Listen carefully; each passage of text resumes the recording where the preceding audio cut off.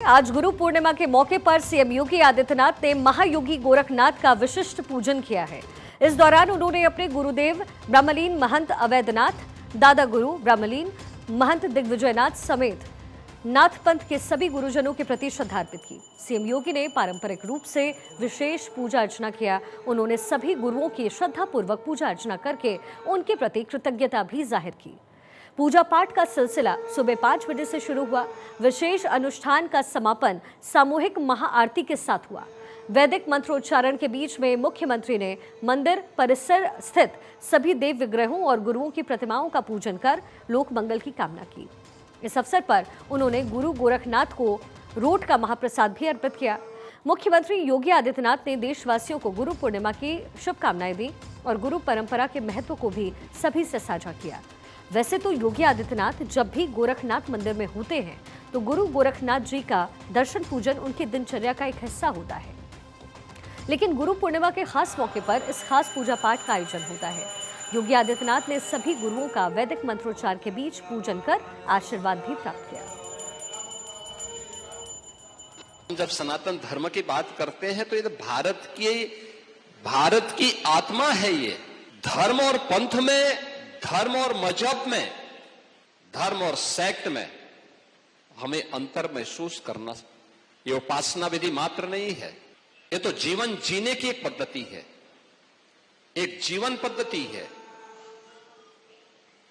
इसमें अनेक उपासना विधियां हैं। उन उपासना विधियों को मिलकर के सनातन धर्म उत्तर से दक्षिण, पूरब से पश्चिम, संपूर्ण भारत को एक करके लेके चलता है।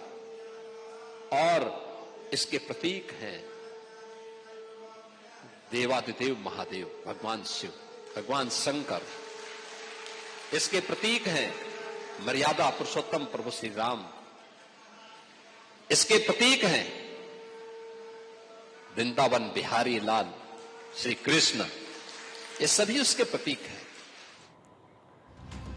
इधर गोरखनाथ मंदिर में हुई रामकथा के समापन समारोह में सीएम योगी ने विपक्ष पर तीखा हमला बोला। उन्होंने समाजवादी पार्टी पर जोरदार प्रहार करते हुए कहा कि जो राम के विरोधी हैं उनकी दुर्गति होगी। उन्होंने फिर दोहराया कि भारत का एक ही धर्म है और वो है सनातन। सीएम योगी ने यह भी कहा कि लोहिया समाजवादी थे और आज के समाजवादी राम भक्तों पर गोली चलवाते हैं, लेकिन लोहिया का नाम जपते हैं। सीएम योगी ने यह भी कहा कि भगवान राम, कृष्ण और शंकर के बगैर पत्ता भी नहीं हिल सकता। ये हमारी जीवन पद्धति का एक हिस्सा है, लेकिन आज के समाजवादी ये बात नहीं मानते हैं। डॉक्टर लोहिया प्रखर समाजवादी थे, कांग्रेस के कट्टर विरोधी थे, लेकिन आज परिस्थिति पूरी तरीके से बदल गई है।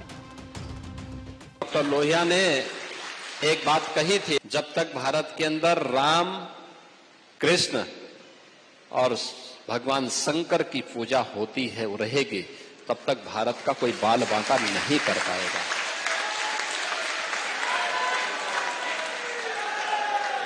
दुनिया की कोई माई का लाल भारत का बाल बांका नहीं कर पाएगा। और यह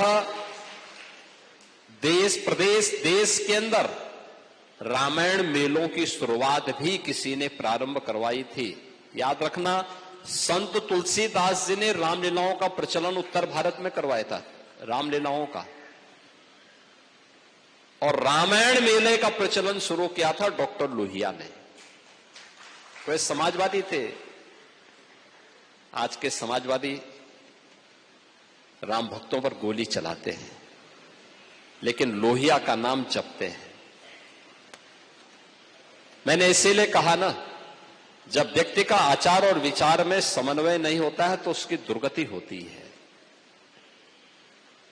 और जो राम का विरोधी है उसकी तो दुर्गति हमेशा होनी ही होनी है।